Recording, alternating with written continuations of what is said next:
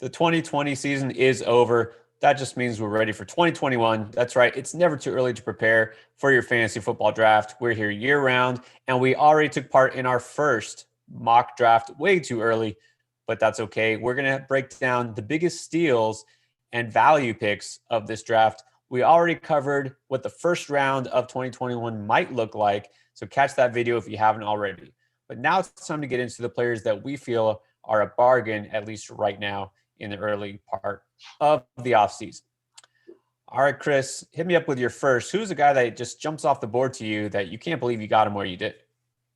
Well, I didn't get him here, but I can't believe somebody did. And I actually tweeted out the other day during the wild card playoff game that Gabriel Davis is going to be the waiver wire pickup of 2021, but he might be the draft steal of 2021 because he went second to the very last pick in the 13th round. And this guy has all the makings of a second-year breakout potential. We've seen him flash during 2020 when John Brown missed games, and we saw him, if you watch that game Saturday morning, that wild card game, when they needed a play, when they needed somebody to make a play, yeah, Stephon Diggs did his thing, but a lot of times Josh Allen was looking at Gabriel Davis. He has his trust. He made some fantastic catches on the sidelines to keep drives alive, and I think we're going to see a lot of Gabriel Davis in 2021. And if he's going in the 13th round or later in drafts, going to be an absolute steal. One of the best picks in all of fantasy drafts for 2021, in my opinion. Yeah, I mean, if Josh Allen plays anywhere close to the way he played this year, for sure you want a big part of that offense. And interesting, with all the receivers taken in the 2020 draft, some of the guys taken earlier on, like Jalen Reagor, Denzel Mims, kind of disappointed. And yet Gabriel Davis, one of those later picks, him and a guy like Darnell Mooney could wind up being more valuable already and maybe even a second-year breakout.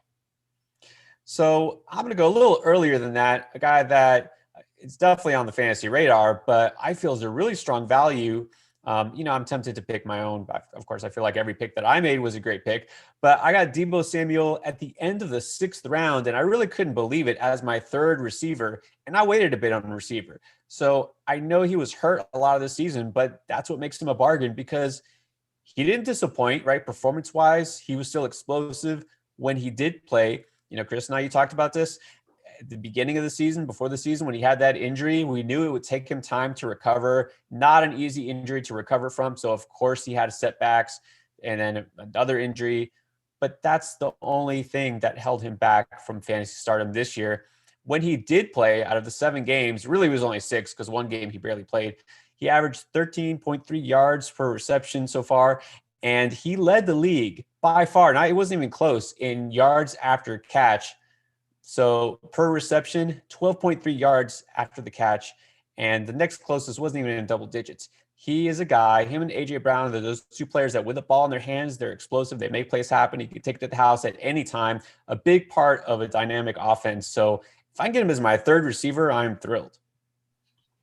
Yeah, this feels like a combination of an injury discount, of course, because he did miss a lot of games, and people so excited about Brandon Ayuk, which I get, but at the same time, I mean, Deebo Samuel, every time he's on the field, every time he's out there, he's a fantasy, he puts up great fantasy numbers. So agree, an absolute steal here. And I thought this pick, I didn't make this pick, but I thought this was another steal for a wide receiver. And that was Robby Anderson, the 9th pick of the 8th round. I can't believe Robby Anderson dropped all the way to the 8th round. This is a guy who finished the season as the 19th overall wide receiver in PPR leagues. He had 8 games with over 15 fantasy points, and his expected fantasy points on the season was higher than guys like Robert Woods, Amari Cooper, and even Adam Thielen, who all were drafted much higher. I feel like he does not get a lot of respect, right? He was in every week pretty much wide receiver 2, borderline wide receiver 1 last year, and now he's being drafted in the 8th round, almost the 9th round of drafts. I mean, if you're going to go running back heavy in drafts and you're waiting on wide receivers and you can get Robby Anderson as your wide receiver 2 or even your wide receiver 3, you got to love that. He could be incredible value in 2021.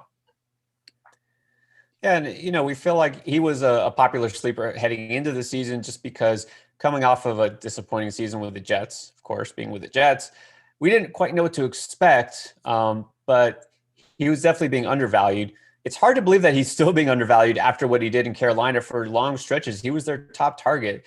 And I got to think that offense is just going to be better if Christian McCaffrey is actually on the field most of the season.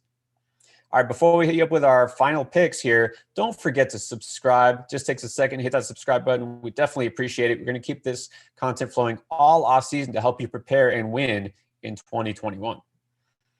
So my next favorite value pick, a guy that I wish I would have grabbed sooner, AJ Dillon. We barely saw any of him, but we saw a glimpse there at the very end of the season with Jamal Williams out and Aaron Jones kind of gimpy in that one game.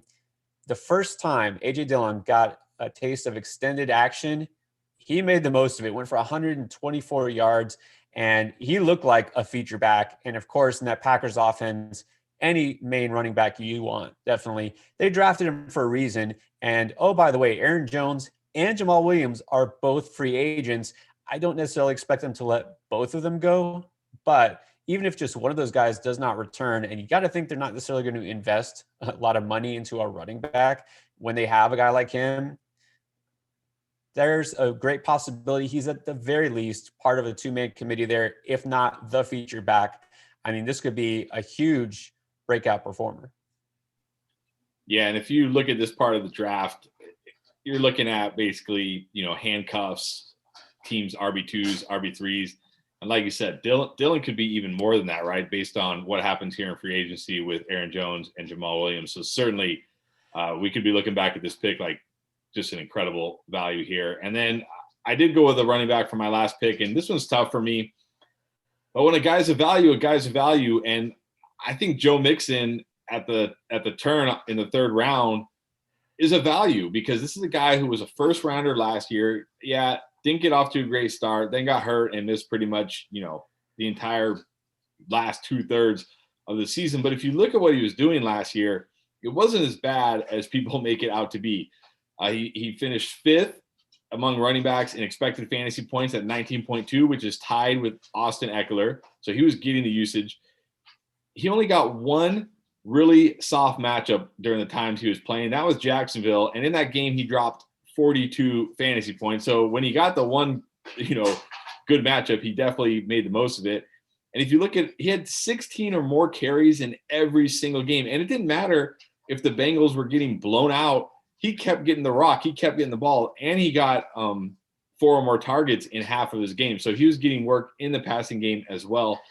This is a guy, I get it, because the last 2 years we've been so high on him and he's disappointed. It feels like now he's becoming a value, because where do you find a running back in the third round who gets you pretty much 20-plus touches every single week? You just can't find a guy like that once you get to the third round. So I think Joe Mixon, if he's there in the third round, I know I'm usually an early wide receiver type drafter, but if Joe Mixon's sitting there in the third round, I might have to take him. I don't see how you can pass him up because the very least, the top 12 running backs, if not 15 or more, are going to be gone by then. Mixon is going to continue, I think, to be one of the most polarizing running backs or players in all of fantasy, really. There's some people just refuse to acknowledge that he could be an RB1, and then some people just, really believe in him. And I know in our draft, the person who did pick Mixon is a Bengals fan. So I wonder even how much farther he might have fallen if not for that. But yeah, the third round, you can't pass that up. And my final pick, it's hard to like the player, but you got to like the value. Antonio Brown in the 10th round. So I think the problem people have is that he's technically the third receiver on his team. Well, that's not necessarily going to be the case next year. Antonio Brown will be free to sign with any team he wants. Will he stay in Tampa Bay? Who knows? Will Tom Brady still be there to convince him to come? Who knows, right? So, yeah, there's risk. Obviously, there's always risk with Antonio Brown because you don't know what he's going to do in the offseason. But he seems to have cleaned things up. There were no issues as soon as he got on the field. He was productive when he got the chance. Took some time to kind of integrate into the offense. But after their bye in week 13, the final 4 regular season games that he played, he averaged 6.3 receptions and 78.8 yards and a touchdown per game.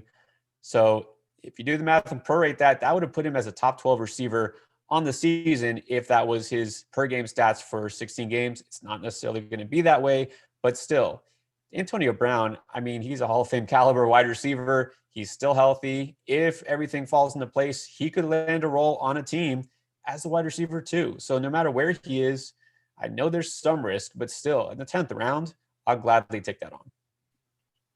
Yeah, considering this pick was made by yours truly, I couldn't agree more. Great value. I was extremely happy to see that he was still on the board at this point.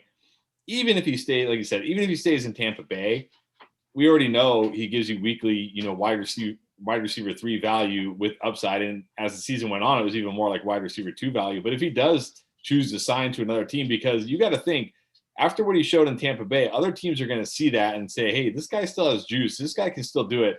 I'm sure there's going to be some teams out there who need a wide receiver, a lot more than Tampa Bay does, that are going to offer him some pretty big money. So I could definitely see him moving it somewhere else. But regardless whether he stays in Tampa or doesn't, I think it's great value. I think he's going to be an every week fantasy must start next year. So getting a guy like that in the 10th round, I jumped at the chance.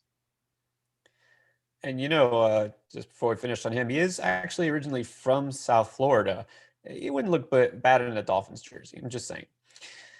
All right, so those are our favorite draft values. Some of them might just be outright steals for our early mock draft. Again, check out our video talking about the first round, how that broke down, and also who are the biggest busts or reaches of this draft.